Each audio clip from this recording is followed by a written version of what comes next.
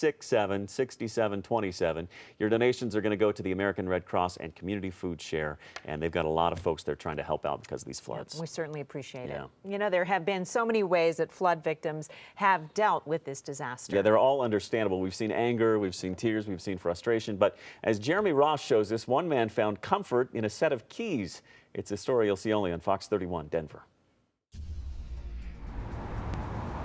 The pressure can build inside any law firm. It's a very deadline-oriented job.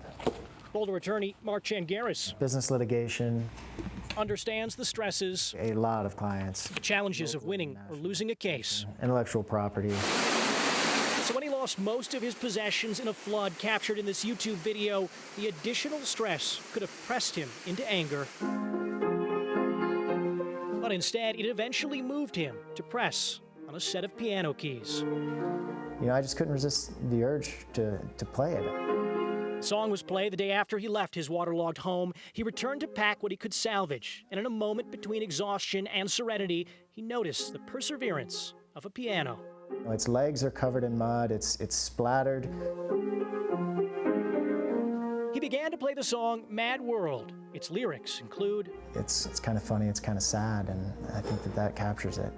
Changaris says he has played piano off and on for about 15 years, but it's not the first time he's used music to decompress. A lot of times I would just sit down and, you know, bang on the piano.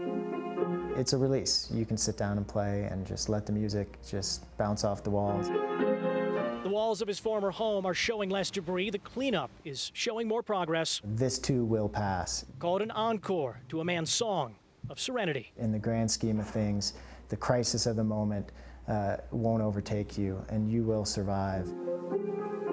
In Boulder, Jeremy Ross, Fox 31 Denver.